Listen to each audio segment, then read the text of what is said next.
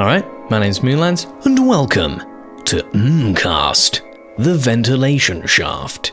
Now, this is a sort of bonus edition of Mental Meanders with Moonlands, that's me, in which Jamie won't be here because he's not always available, as much as I worship the lad, and I have no friends, so I can't get anyone else on. And it's going to be shorter, and it's going to be just about little things that bounce around my head that I just want to vent about. So we're on part 3 here of Is This Okay for Kids? That's the topic or topics title of where we are here. And I'm dividing it into parts because I think there's distinct sections within this topic that I'm kind of meandering through.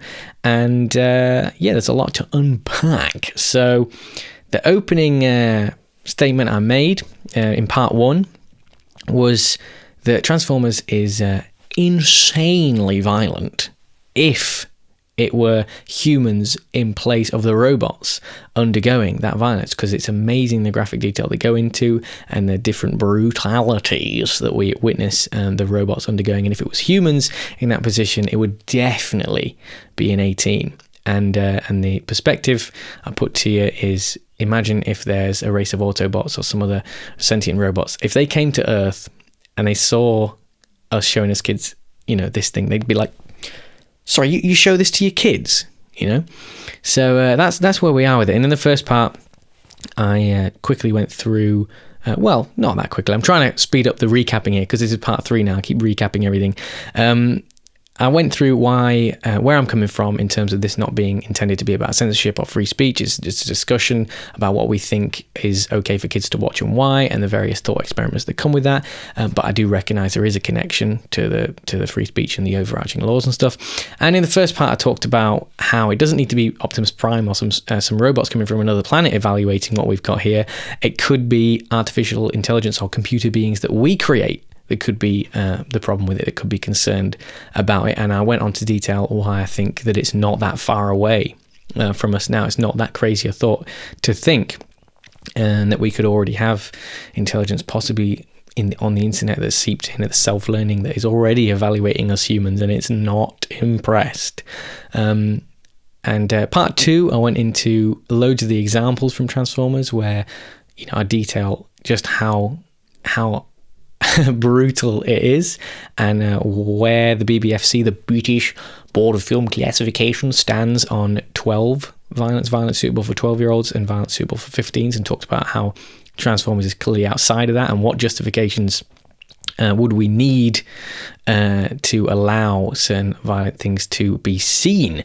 And now this is the part where I'm looking at the examples to really nail down, well, is Transformers an exception, and how do we draw these lines? I talked about in part 2 why we have a lot of this, why we have the specification, why it's really important for when younger people and people that aren't equipped to handle certain scenes, why we need to protect them from it, and why filmmakers need to be careful and considerate when they're using violence and things like this. I know there's lots of other adult themes, but I'm focusing purely on violence here. I also talked about video games in the first one and how widespread violence is, and how even our most fuzzy, cutest, basic video games that are available for children do have their basis around violence, and it's extremely widespread. So yes, if you want to look at the first one and second one, absolutely recommend it, just to follow up from where we are here. But now then, looking at the examples. So these are just some examples to show where the lines are according to the British Board of Film Classification, the BBFC. Some case studies provided by them, and also some case studies provided by myself. I'm going to try and deploy the BBFC's logic with to see where we are with the current ratings and how they got there. And these examples are going to range from U right the way through to 18, and they'll be involving some of what I reckon some of your most and people's most, and certainly my most favourite films in here, because it's interesting how many of them ended up having classification issues. So Watership Down, let's start with a U. So this is this was one of the classics. If you just search Watership Down, it'll be pretty clear. If you're not familiar with this, what's going on here, just look at some of the scenes. It was about some rabbits on their search for a new warren. I think this was this the 90s? I think it was in the early 90s maybe. I've forgotten what year this is. I should have got all the years up, but you can search them. It's fine. It doesn't really matter for the sake of this too much. Rabbits are searching for their new warren because their old one's being destroyed by land developers, and it's just the journey of that and how they're dealing with that. And also there's a big crazy tyrannical rabbit that goes around trying to dominate everybody. And one of it was a source of controversy because a lot of parents were thinking, God, Jesus, you can't show children this. This is really traumatizing, because some of the scenes are really, really powerful, quite brutal when they're showing, the ways in which these rabbits fight with each other, and how what it causes when they're desperate for resources. And there's scenes where they're filling in the land and they're destroying the warrens, and the rabbits are suffocating and all this stuff. It's pretty brutal.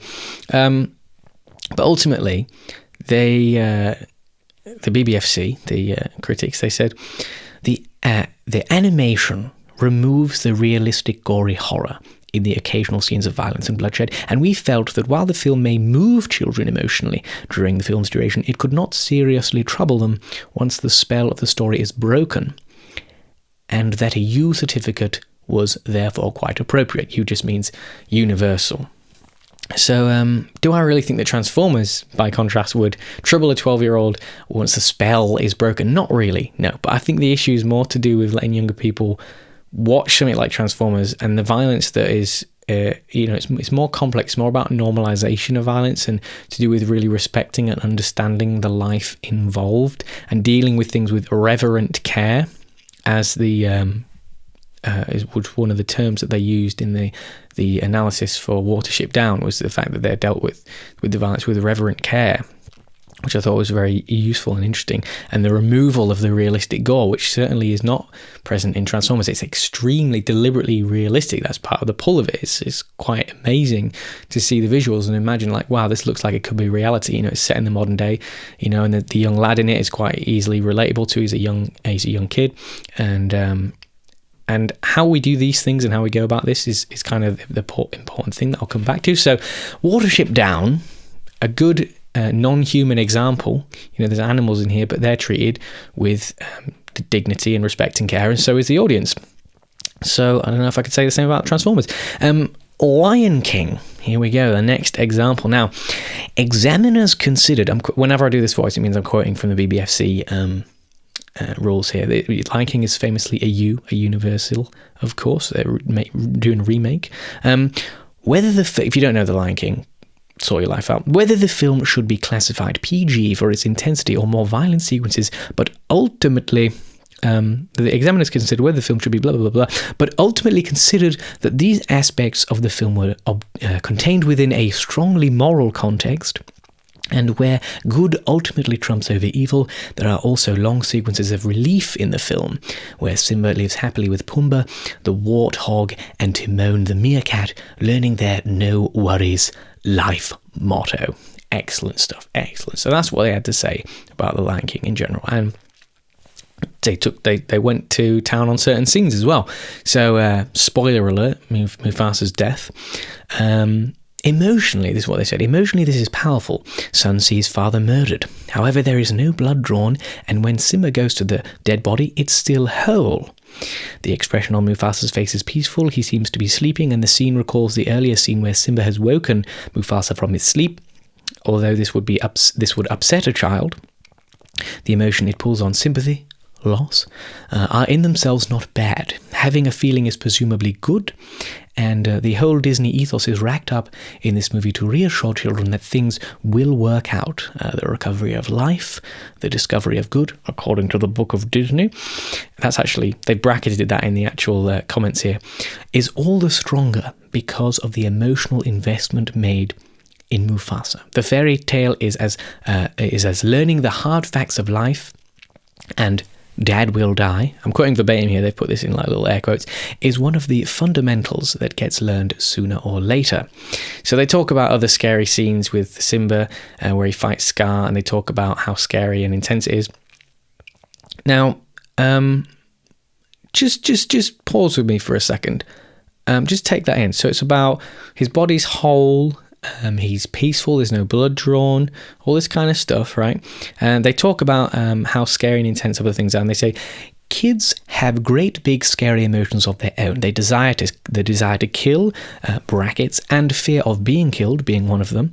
To make this PG seems to show a lack of confidence in children's own strength to understand, and maybe vulnerable kids will take strength from it and not be scared by it. I think that's a really good way of putting it. That's a great point. Now, are Transformers handled in the same dignity? When we see Optimus Prime, arguably a Mufasa-type figure, get brutally murdered, he gets pretty much cut in half. I think he dies like maybe 2 times across the films I've seen, but I know there's definitely one where Megatron proper cheap shots him from behind. He gets this huge sword and he stabs it right the way up from maybe his stomach region, right the way up through his chest and his heart and everything, tears him apart. All this stuff's coming out, and he dies in front of Sam, I believe, who's watching this whole thing in a really photorealistic way. And he doesn't seem that dignified, and he seems in a lot of pain. It's quite brutal. And Sam has to deal with this. And what kind of makes it even more weird is that Optimus Prime does come back a few times in the film. So you can talk about whether or not that's actually good or bad in terms of dealing with death and all the rest of it. But in the new Lion King, imagine the new one that's done in the photorealistic way. If it contained that same level of violence as Transformers, would it be a 12 or would it be higher? What if perhaps we had a gang of hyenas just disembowel Mufasa right in front of Simba? Would that fit a 12 or not? I'm not sure. You could say that, well, a 12-year-old doesn't recognise that if it were a human in the place of Optimus Prime, or an animal for that matter, they wouldn't recognise that that's how brutal it is. And I don't know. I think maybe they could. I recognise that some adults haven't considered that, but I think that you're ranging into the disrespectful again, because we did talk about what children have the strength to understand, and it's about, all right, well, even if they can't understand, how far are you allowed to push that? So, for example, is it okay to make a seriously adult joke in a children's movie? And I realise we have a lot of that going on, and it's great. It's one of the things that makes kids' movies really good. But how blatant can you be about that, and how seriously adult can you go?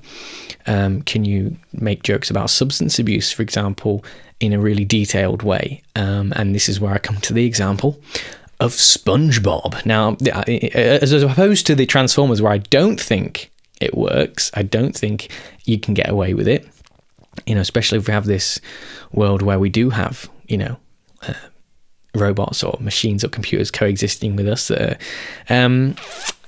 With the Goober Sunday scene in the SpongeBob movie, I think this is a great example where it gets really detailed and really adult, but it kind of gets away with it. So there's this scene where SpongeBob is about to get promoted and he's like super, super happy, but I think it's right near the start of the movie. It's where the movie kicks off.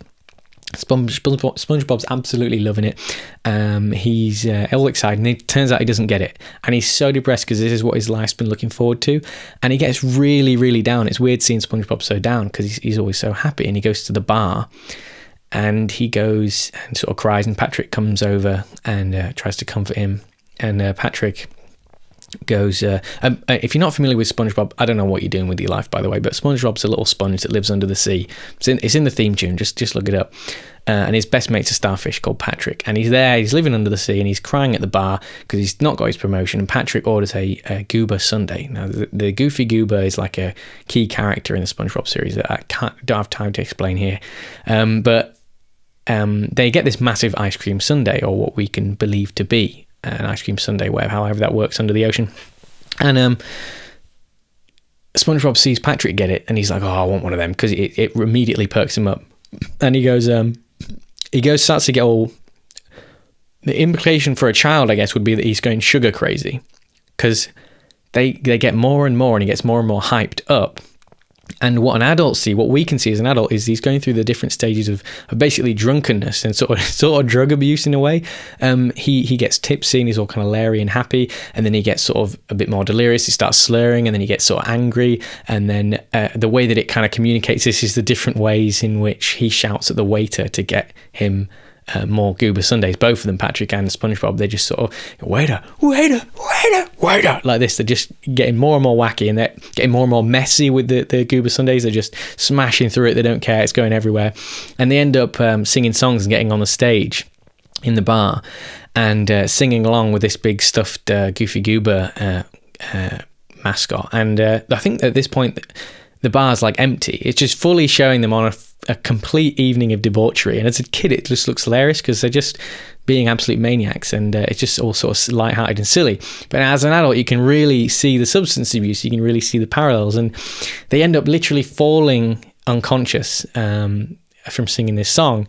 And in the morning the same waiter comes over, he's cleaning up. You don't know what time it is, but it's definitely the next day, well into the next day. And SpongeBob peels his face off the floor, and he's got a huge load of stubble. He's a perfectly clean-shaven little yellow sponge, but all of a sudden he's got these really human features of this stubble, and he's got this red eye, and it's really brutal red eye, and it just looks hilarious. He's just lying sort of like dead on the floor, and Patrick's like across the room underneath a table or something, lying face down as well, and it's just awful. And it would make a brilliant meme. It could just go through the different stages of a night out, and then the morning after, it just cutting through the parts of that sequence, and it's excellent. And the waiter's like, come on, you got to leave, pal. What are you doing? Get out. And there's nobody else there at this point, or if there is, I think other people might be passed out. But anyway, he gets up and he goes to work. And the reason why this gets away with it, despite being so obviously about serious kind of drug abuse, at least, just one night, just a binge night, is that we can see that it's, for a start, there's a few reasons why I think it's okay, but we can see for a start that it's an extended metaphor. We can see that this is fantasy, not reality, even in the reality of SpongeBob. And what I mean by that is that, he's the speed at which they move around, and the fact that he's crying and there's tears all over the, like, just absolutely streaming out of his face on the desk, creating a puddle when they're underwater, and the fact that he's suddenly got these really human features of facial hair and this red eye, and all these signifiers that are clearly not wouldn't be present in SpongeBob world, whatever you think of his world. And in other examples, just to try and fill out that example a bit more, there's lots of scenes where he does stuff that suddenly he's got other features or other elements about him that are obviously extended metaphor, where he's got to clean stuff really quick. So suddenly he's got 10 arms and he's doing a million tasks at once, when SpongeBob never has 10 arms, and it's not like he ever uses it normally. It's clearly, I think even a child can recognize that it's not actually something that in reality he's capable of doing, or that sometimes happens. It's an extended metaphor. Even if a child's not capable of articulating those thoughts, I think they get it and they see how silly and funny and ridiculous it is. It's just for comedy. And also, it's in a reasonable context. The moral kind of message is he's really depressed, and he goes on this rampage, and this Goofy Goober rampage, and it turns out really bad for him. He thinks it's great, he thinks he's enjoying himself, but at the end of the day, it was not worth it. He's absolutely in agony, and then he has to go and get up for work, and he's sort of embarrassed himself. And so is Patrick, but thankfully, because it's SpongeBob and it's a cartoon, he gets up and he's fresh again because he needs to go to work. But at least it was there. It carried through the good and the bad of the situation. Now, I don't want to go into it too much detail. I don't want to overanalyze or whatever, but you can make arguments for why the SpongeBob, alcoholism reference or whatever, binge drinking reference, passes in the kids' world. And with comedy, we always have problems with, maybe some people don't get that or don't understand it, and I think you could say that about children because adults don't get it. Like, you only have to look at the example with Monty Python, where that started off as like an 18 or whatever when it came out, and then as people got the idea of how absurd and silly the comedy was, it took 10 years or whatever to get down from when it first came out in the 70s down to a 12. And it dropped the rating several times, but eventually, it got there when people got accustomed to the comedy. And another example of kids' cartoons where obviously it is brutal and crazy, but it's okay, it can get away with it through the metaphor and potentially the morals of the situation, is Tom and Jerry, for example. Now, we all love Tom and Jerry. We all know Tom and Jerry's really violent, but I think one of the reasons why that gets away with it is, again, because it's clearly an extended metaphor that even a child, even if they can't articulate those thoughts, gets that it's not real, even within the world of Tom and Jerry. So, for example, when Tom gets his head smashed in or whatever, it turns into the shape of a bell and it's ringing like that with whatever he's been hit with. There's a scene when Jerry's trying to sleep and they're all playing jazz. Cracking, one of my favourite episodes. Brilliant little jazz scene with all the cats going crazy in the house, and Jerry's tail stands up and starts like plucking and vibrating to the tune of the music with the double bass.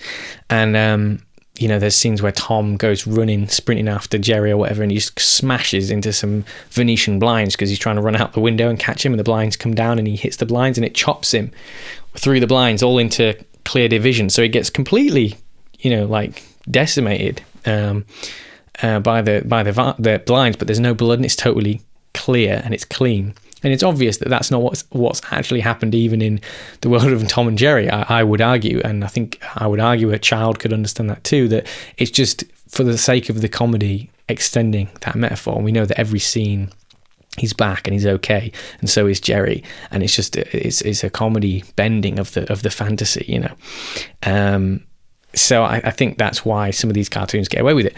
Transformers, on the other hand, totally photorealistic, not the same situation, I don't think. And there isn't really that much context. There's a bit of, you could say it's war and it's good versus evil and all the rest of it. But again, we see the good characters doing just as many brutal things as the bad characters in the same way. They don't choose different means, and things like that, even though maybe you argue you could. But anyway, we'll get to that in some further examples.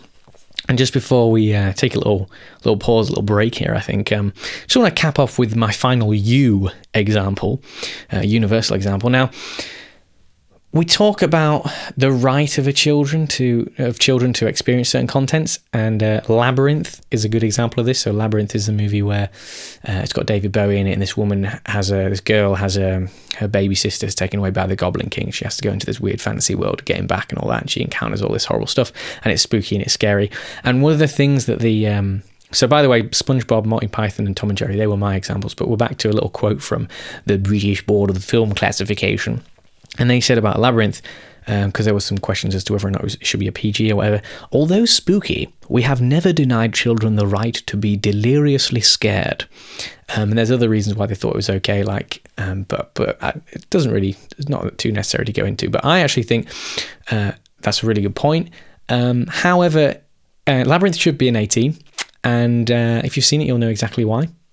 3 words: David Bowie's Package.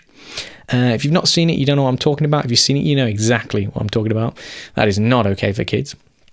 So now we're getting a bit further on. We're getting to the PGs, and I've got some 12s and some 15s to get to. So we'll just, and then we'll really get to the nitty gritty, I think, with things like The Hunger Games and Temple of Doom with Indiana Jones. I think this is where it really starts to get quite interesting.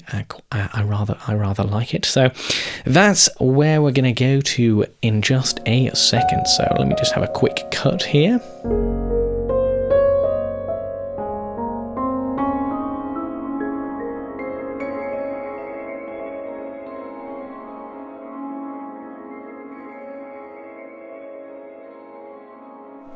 Right, so now this next example, we get to the PG now, but actually this isn't a PG for violence. This is a PG because of mild language. So technically this is still another example. So I misled you a little bit there. But I use this example because even though the violence is of a nature, I think the justification for it is really, really good. And they could have gone even more violent, but I think it's a testament to how seriously the filmmakers considered it, or how much they realized they didn't need it, that I think is worth touching on.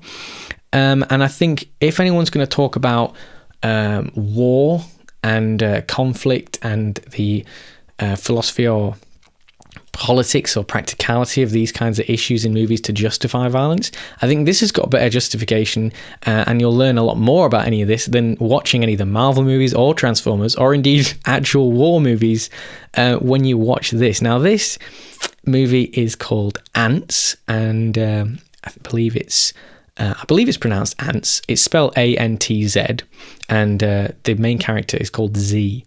So I think that's probably why it's got the Z at the end there. It's actually the debut movie from DreamWorks.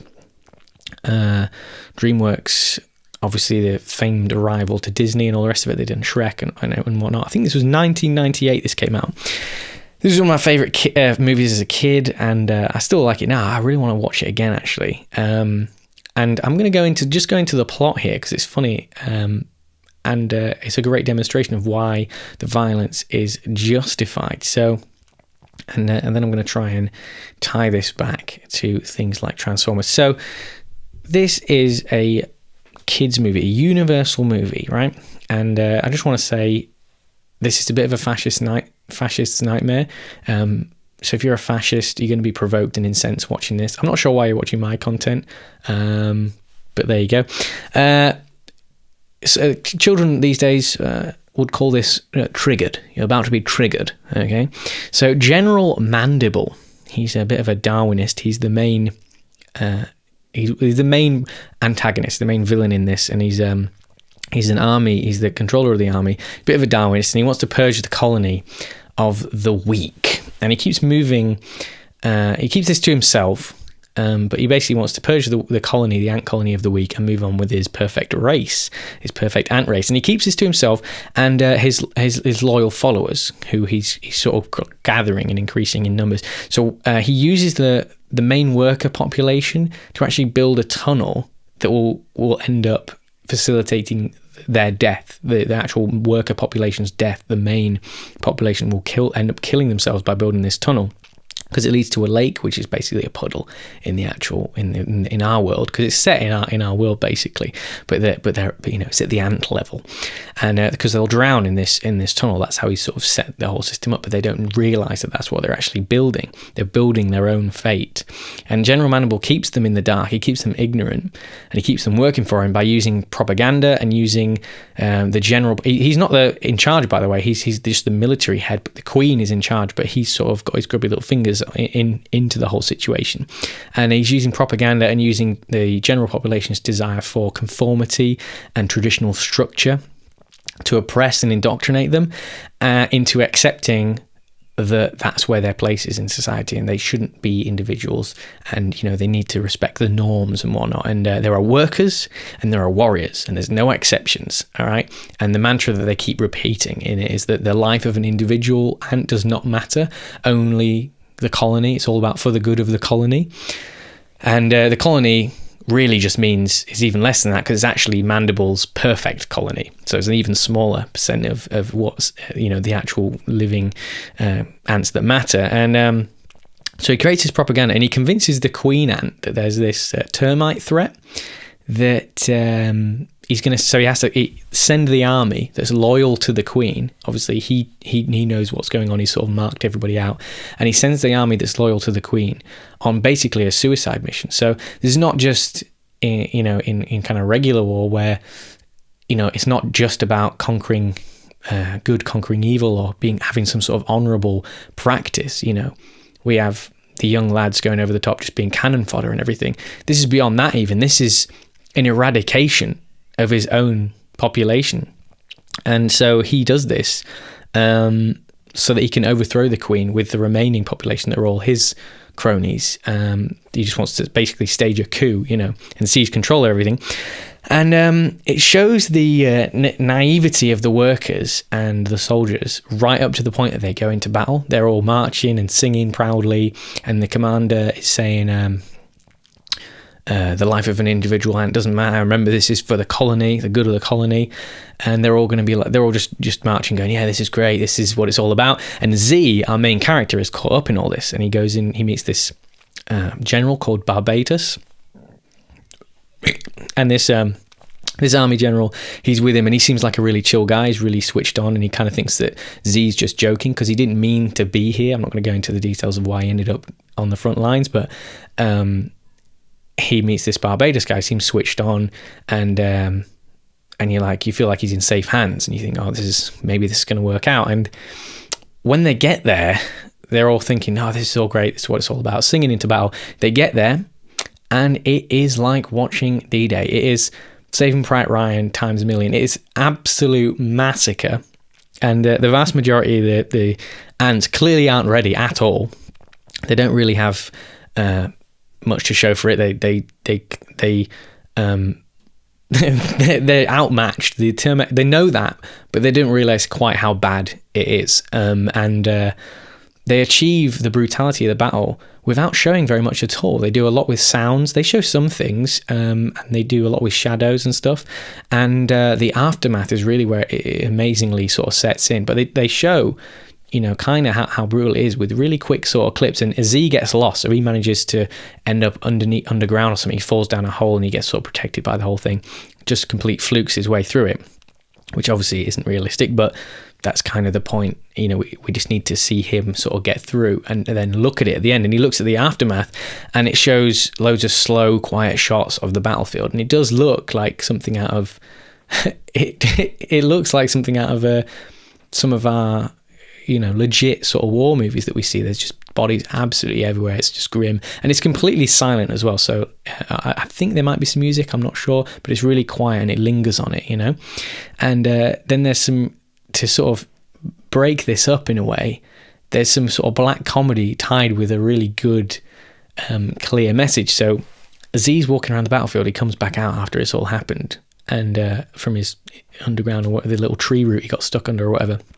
And he goes out and he sees Barbatus lying there, and his head is, I thought he was like stuck underground at first, because he goes, kid, like this, and Z turns around, and kid, it's Danny Glover's voice in Barbatus, and Woody Allen is the voice of Z, and he comes over to him and he goes, and he's there, and I thought he was like sort of buried underground, but you realise after he says, how do I look, kid?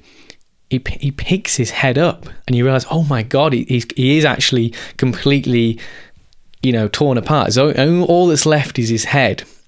Now that would be really traumatizing for kids, but it is totally clean, and we didn't see Barbatus get torn apart and all the rest of it. And he's still alive, and he's talking to him, and it's almost kind of peaceful. And the thing that makes it so funny is the way that Woody Allen's kind of like alarmed by this, and he doesn't want to draw attention to the fact that he hasn't got a body, because Barbatus is going, how do I look? And he's like, yeah, it's it's fine. You're gonna be great. And he's like, I can't feel my legs. And it's really funny. It's really dark, but it's really funny. I think even a kid would see how sort of awkward and silly it is, despite how horrendous it is. And Z's like looking around, trying to, just Woody Allen's doing the perfect job of how awkward he is, trying to say he's going to find his body somewhere, and he's just looking out across the mess, and it just gives you another horrible shot of everyone just lying dead, the termites and the ants alike. And Barbatus, in his dying words, he just says, because Z's going, we're going to put you back together, it's fine, you'll make it. And Barbatus just realises it's game over, and he really peacefully and calmly says, he tells Z not to make, he says, don't make my mistakes, kid, think for yourself. And it's a really brilliant moment, so that all this, you see what can happen if people are under the regime of something like General Mandible. It can lead to something horrendous like this. And even someone as switched on and seemingly respectable as Barbatus, who in the battle you initially see him he's the only one, he's one of the few that's actually managing to sort of fight his own way through it. And we can end up losing someone like him, and it's really awful, it's really sentimental. And I think that if that's not context, if that's not the right amount of context, with the right amount of abstraction from reality, the right amount of humour being dropped in there, and the fact that the ants clearly, in one of the ways that it makes it not only more abstract from reality, but also more poignant, is the way that they can seem to function like humans, in as much as their brains, their language, and their society, for the sake of the film, that you sort of realise the impact. I don't know what is. If that's not context, I don't know what is. I think it's a brilliant movie. I think it's really funny. There's more to go on after that, but yeah, I just think that if you want to justify violence, these are the kind of context that is worth working under. Now, do the Transformers have as good a justification as that? I don't know. I don't think so. So that's where we are with that. Now, moving on to the 12s and so on from the PGs. An interesting case of a 12 going down to a PG is one of the most famous films Spielberg's ever made, and that is Indiana Jones and the Temple of Doom. So in this movie, the main problems that were presented by the British Board of Film Classification was the idea that there's essentially too much violence, because Spielberg submitted this and he wanted it to be a PG, and they basically said it's going to be a 12, and the reasons they put forward was that there's too much detail of the violence. There's a ritual scene where a guy gets his heart like ripped out, and they said that there's too much close up of the heart. It shows the hole in the kid's chest, and it lingers too long in these shots. And there's a lot of sadism involved. The people doing it clearly really like it, and it makes that really clear. The ritualistic maniacs are just loving it. They're really sort of brutish and cruel about it, and they show it all for too long. And there's also the burning victim screams as he goes down into this sort of fire of hell, and you kind of see him burning alive and all the rest of it. And there's a fight before they get on the train in the movie, which just goes on a bit too long. It's a bit too brutal as well. And they said basically there'd be something like 5 major cuts are going to be needed, and that they also said, which I think is a really interesting point to touch on, they said that they don't actually want to tamper with the film in any way, and they expressed concern about cutting it because, they don't want to take away from the art, and they don't think that necessarily the appeal of a different market is so important when you've got a good movie or whatever. And I think that was pretty interesting, and Spielberg did end up making the cuts anyway. He was like, yeah, it's fine, we can take the cuts out, we don't need to show all this. Despite the critics saying that they were good scenes, it's brutal, but it's just not something you can show to someone who's under the age of 12 or whatever. So there are 2 cuts of the film. You can see the 12 version and the PG version. But again, so some of the clear points there, I know this is a human example now. So in the other examples, I was giving animal examples and cartoon examples, because the point I've got with Transformers is that it seems to be an exception for robots, because if it was humans, it'd be a problem. And in all these other ones with the animals, we seem to give them the right kind of respect on screen, but we don't give it to the robots. And I used the Temple of Doom just to kind of show where the PG and 12 lines are again. And now going back to sort of animals with the same issue, another Spielberg film came out a little bit after Temple of Doom. So he'd just been having this problem with Temple of Doom, so he kind of was getting a bit more wise to it, and he put out Gremlins. Obviously, if you haven't seen Gremlins, great film, check it out. Now, Gremlins is a 15. I think there's a 12 cut that you can find. I think might have released it much more recently in cinemas, where it's a 12. But it's actually the main cut is a 15, suitable for 15-year-olds only, 15 and above. And Spielberg wanted it to be a PG. He actually submitted it for a PG, and it was a very similar story to the Temple of Doom. So concerning both the Gremlins and the humans, the critics said that they liked it, they loved it, they didn't want to change it, and but 15 was the best certificate they could offer. And they said, I really hope we don't butcher a good film, which I think was good. This is actually, I'll quote from the actual feedback. They said, I really hope we don't have to butcher a film I rather enjoyed. So they welcomed discussion on the issue. One of them saying, I see a problem not just with the images, but the themes as well as the treatment in general. There is a theatrical re-release. Oh, sorry, that's... I've just read straight off his into my next note here. So I see a problem not just with the images, but the theme as well as the treatment in general. And then I was just going on to say there was a theatrical re-release that was a 12A, but I don't know what they changed, and I don't know where you can find that. So there you go, Gremlins, and they mention in you can look at this all online. The BBFC have provided lots of case study notes, so you can actually look. When I'm looking at this, I'm looking through the actual handwritten notes and sometimes typed notes by the actual critics that have been put on the BBFC's website to show their analysis and why they ticked certain boxes about violence and what their conclusions were. And they talked about the violence to the Gremlins as well as humans as being, 15 basically. So even Gremlins, they decided that needs to be 15, and a lot of it was down to the violence, not just the horror. Horror was part of the reasons as well. But so Gremlins is 15. Transformers is at 12. So now then, Hunger Games. Now this is probably one of my favourite examples because it's also one of the most recent. So you could say, well, these are outdated now, we've changed our opinions on it. Well, we haven't really. All these films are still rated the same. They do get reassessed quite regularly. Lots of these films have been reassessed every few years. But The Hunger Games is one of the most recent examples, and there were loads of complaints about the violence in the movie, and the film was classified a 12A following 7 seconds of cuts plus reductions made at the advice stage, which is where it's not the official stage, where they send it to the critics to assess it, and then the critics go, right, well, this is what we need to change if we want to meet this, and then they send another one and see if that now is that good enough to send out. So then after that, after the advice stage, they sent it back for that second stage. I don't know how many stages you could theoretically have, but there was 2 in the case of the Hunger Games, and they said that they would put it to a 12A if you just made one final adjustment to another scene. So 2 reviews, 7 seconds of cuts, and then a further little bit more of cuts. And the reason was that there is, obviously, I don't know if you've seen The Hunger Games. It doesn't really necessarily matter because I'm going to explain some of these things here, but it certainly will help if you've seen it. The sometimes dark and possibly disturbing tone of the film, the scenes of threat and violence involving sympathetic characters, sight of injuries and blood, and the use of weapons, particularly knives, by children, and possible imitable behaviour. So, the one of the most violent scenes in the first one, because I'm talking about the first one here. I think a lot of people had a problem with that. One of the main violent scenes, which is I think it's popularly referred to as the cornucopia, which is a bit of an odd term if you know what that means, given what happens in the film, to call it that versus what an actual cornucopia is. And the 12A, 12 classified versions of the film is generally made it that way because it was less detailed. There was less dwelling on the violence, and much of the violence occurs off screen.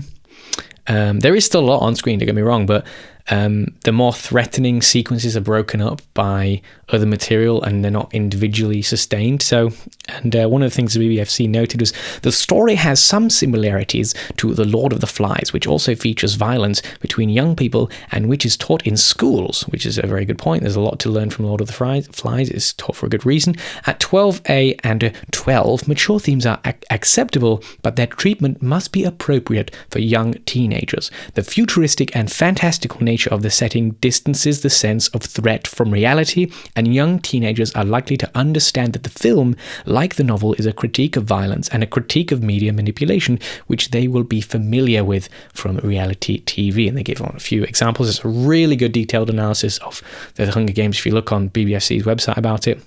And there's also an article where one of the directors of the British Board of Film Classification actually went through his thoughts on some of the most high-profile cases of reclassification, Hunger Games being one of them. And one of the things they talk about is how there's a clear distinction between how good characters behave and how they don't use certain weapons and they don't do certain things that the bad characters do, which I think is really important. And there's no glamorization of weapons. I'm just going to quote here again from the thing, which are, there's no glamorization of weapons, which are generally used by the bad characters rather than the heroes. The futuristic and fantastical setting further distances the use of weapons in The Hunger Games from the use of weapons in credible real-world setting. In the version of the film seen for advice, there was a sequence in which the blade is sadistically held to a character's face. This shot has been removed from the classified version of the film.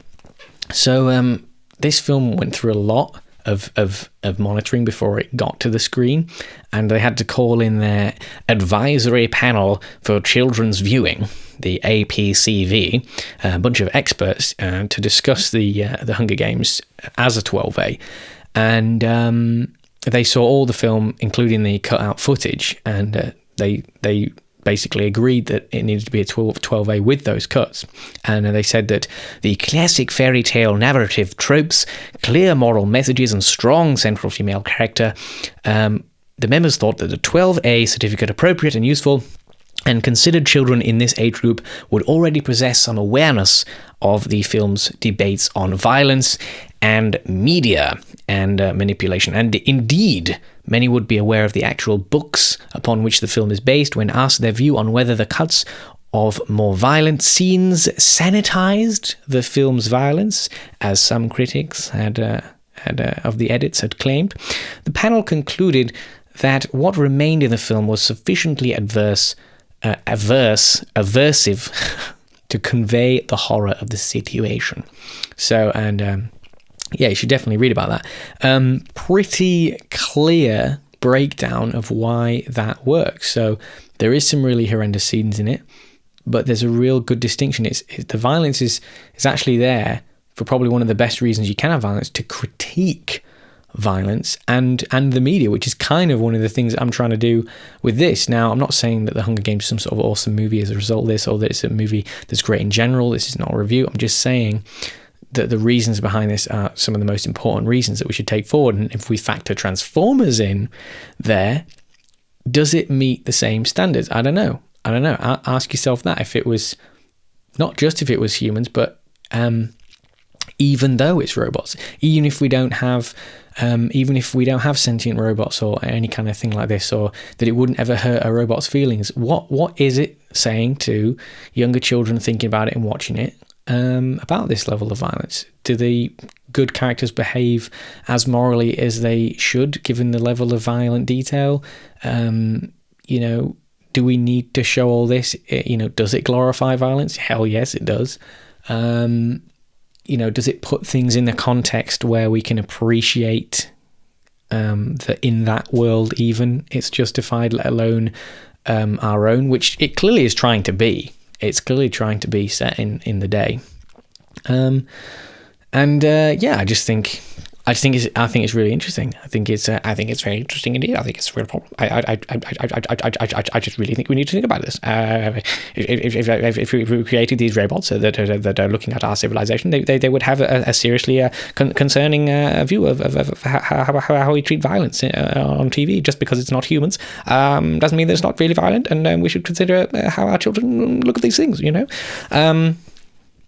So there we go. Now I'm pulling to the end of my examples and the end of this whole thing here. And I hope some of you haven't lost interest or lost momentum or whatever. I don't know. Some people will. What can you do? I don't know. Maybe I'm wasting my breath here. I just find it interesting to look at.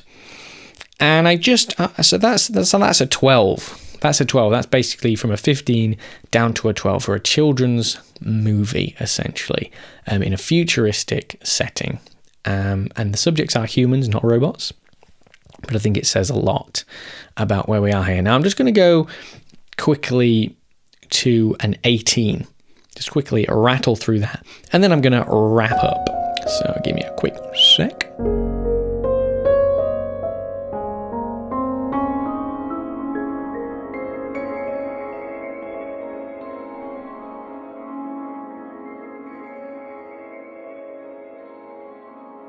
So, I'm going to hit an 18 now, and it's going to be Fight Club, which is, again, one of my faves, and Fight Club did actually cause a lot of concern when it came out about the violence and the political messages, and it was regarded as being challenging for critics to process due to its high stylization and density, and one of the key quotes that I'm going to read here, I think, sums up a lot of this. So this is from the BBFC, the British Board of Film Classification. Neither the novel nor the film condoned brutal fighting, as the conclusion of the narrative makes clear. After extensive consideration, the final decision was taken to require cuts under the guidelines of between 6 and 7 seconds to 2 scenes, both of which, it was felt, focused on the pleasures of beating the faces of helpless victims to a bloody mess. So these cuts were actually repeated in April 2000 for the video version. This is 99. Fight Club came out. Just doing that from memory. I'm actually not sure. I think it was 99. Meanwhile, the BBFC had actually been putting together some new guidelines and researching, and they weren't published yet. So when it actually came out again in 2005 with a new set of guidelines, the BBFC director actually waived all the cuts. They said they don't need to be there to pass the new widescreen DVD submission at 18. And they said... and this is what it says on the BBFC page, the new BBFC guidelines establish the principle that adults should be free to choose their own entertainment within the law. It was considered that there was nothing in Fight Club that was in breach of UK law or felt to be harmful. So the question was, did this encourage young men to set up their own fight clubs? There was some reports apparently in the USA that this had been going on, but they hadn't really found anything that stood up, in terms of evidence that anyone had done this in the UK. And so that was that, really. Fight Club was one of the films that, was an example of something where, it's really awful, it's really brutal, and it's really challenging, but ultimately, if you're an adult, you should be able to watch that stuff, and I'm right behind that. And I think it is interesting when you've got films that are a bit more challenging. If you want to read more on that subject, definitely check out David Lynch's Dune and Eraserhead, the BBFC's ruling on those. It's pretty fascinating to check out how we get to these standards and the progress we've kind of made in this regard. And that's kind of where I want to round off here, and just say that I hope going through all these examples shows the care that the classifiers do have, an appreciation for art, and also the concern for looking after children and whatnot, and people that aren't equipped to view certain things. And that I don't think Transformers really fits the bill, as I think it's an interesting anomaly, and the only reason I can think of is because it's robots, so they can get away with it, and maybe because people think, well, they don't exist, and we don't have sentient robots around that are going to be upset by it, or it's not going to affect children's perception of violence, and they're not going to treat anyone badly as a result of it, or anything like this. Some of the topics I went over for why we have these standards in the first place in I think part 2 of this whole situation. So yeah, I think that's pretty interesting, and I'd like to end on a happy note by saying that just before that, I'll just say that that is basically the summation of my position. I think Transformers doesn't qualify, it doesn't clearly hit all these rules and suit things the way all these other examples didn't, and it's just because they're robots.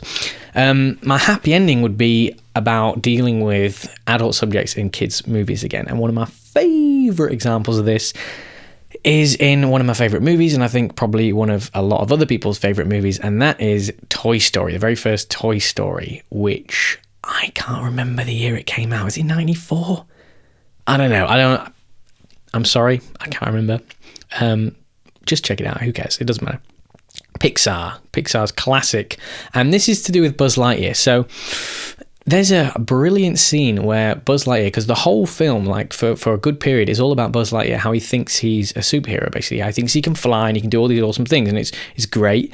But he's sort of weird because he's sort of off-center with all the other toys. He's not quite on the same level as them in his thoughts and how he acts, because he's got this thing in his head about being able to fly and all this sort of thing.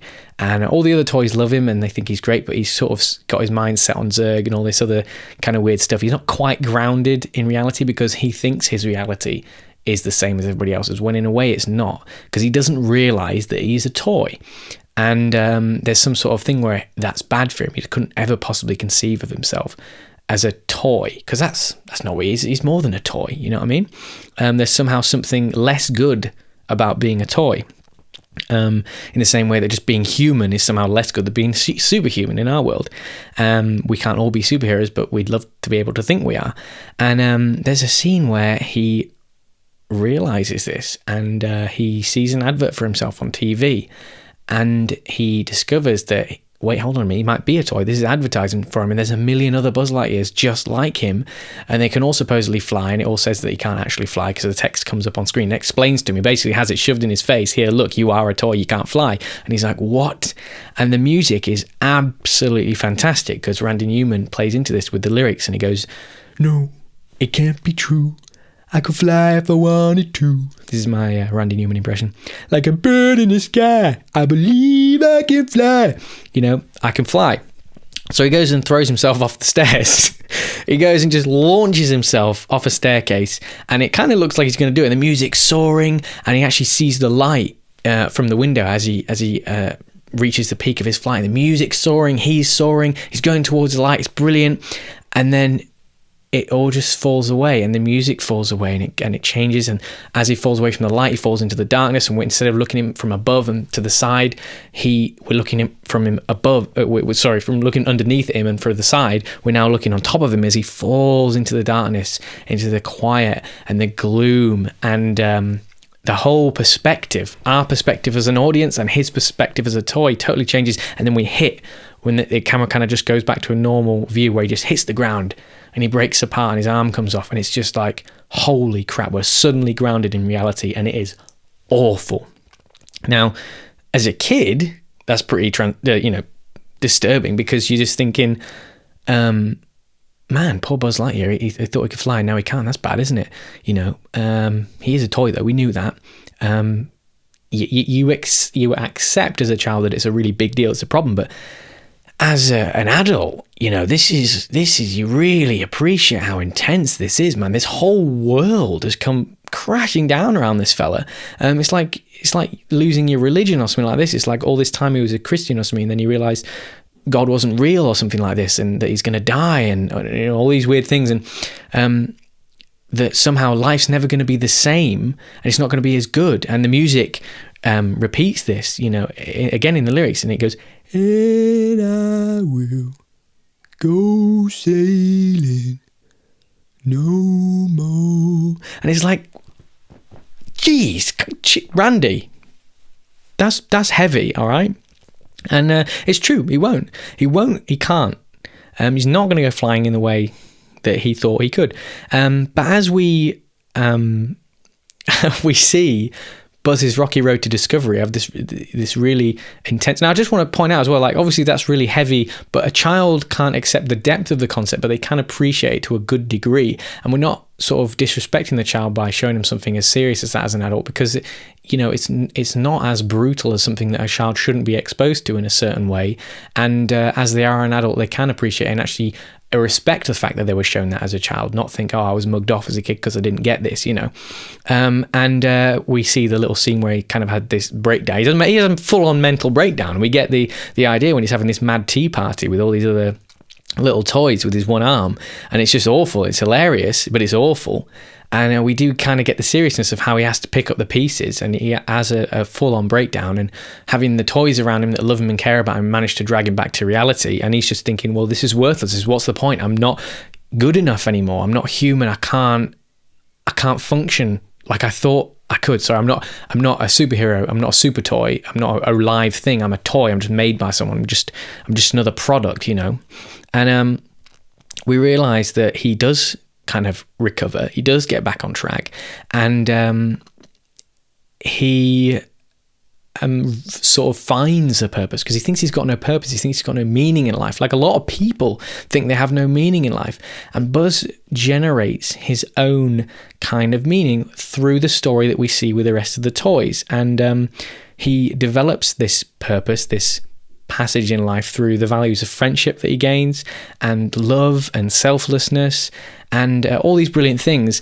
And he finds that he and anyone else can generate their own purpose, and you don't have to be more special than anyone else to be worth to be something that's worth, to be who you are, to be an original independent person or toy or human being, or whatever you want to call it. You are brilliant as it is. And he helps himself, better than that, he helps himself and all the other toys achieve their goals without being a superhero. He does it without being able to fly. He does it being less of what he thought he was, and realizes just how special that is. And what does he do in the end? What happens in the end? Well, it was true that he wasn't going to go sailing in the way that he thought he did, but he does fly in the end. There are many ways in which you can go sailing that Buzz maybe hadn't thought of. And as he gets strapped to the rocket and goes zooming off to catch the removal van, he's flying better than he ever has. And it's all through normal things. It's all through reality, through truth. And at this point, he doesn't even notice that he's flying. Woody actually has to remind him. He looks up, and we're looking underneath Buzz again, and it's bright and it's powerful. And we see Buzz, and Woody goes, he's holding on to Woody. Buzz is kind of like the main thing in it for me. I really relate to the whole Buzz story. I think it's such a brilliant story. Buzz is holding the whole team together at this point. He's got Woody, who was originally the main, the big dog, and he's holding him, but Woody goes, "Buzz, look, you're flying!" And Buzz kind of looks up and he's like, "Oh, sick, pal." He loves it. And I'm not saying that he doesn't care, but it's just that obviously this is not as important to him anymore because his values in life have changed. He's not thinking, I'm a flying superhero. He's thinking, I've got to get on that van, you know? And this is, you know, it reveals to us that truth is more important, not just to Buzz, but I think to everyone, and friends and all these other values are more important. And I just think that's absolutely brilliant. That's how you deal with adult values in entertainment, or at least an example. And you know, there's no violence. There's not a lot of violence, and the violence in it is really minimal. It's kind of justified. Now, obviously, I don't want to sour this note by saying, well, kids are going to imitate that and throw themselves off the stairs. I know examples of people that had happened to, but these people had difficulties and stuff like that. And I think even in simple examples like that, where it's such a really important message and it's so carefully put across, and it's toys, it's not, you know, he isn't somebody that even in that reality he can get damaged in lasting terms, or even really at all, because he is just a toy. It's not like it hurts him or anything like that per se, as we see in some of the other movies when Woody has his like arms ripped out or whatever. It doesn't necessarily hurt them and all this sort of stuff. I realise that kids can still mimic that, but and it's not free of violence. But I'm just saying, man, like, you know, that's where we should be at. We don't need to have as great and entertaining as a lot of the Transformers films are in a visual way and all the rest of it. You know, there's not a lot of soul, or at least the soul that is there is kind of too deeply covered by all this brutality, and that's what I kind of want to get across, and I think it is important to consider. So yeah, Buzz Lightyear, absolute lad, great story, beautiful music, amazingly directed. I could sit and analyze Buzz's story for hours, but there you go.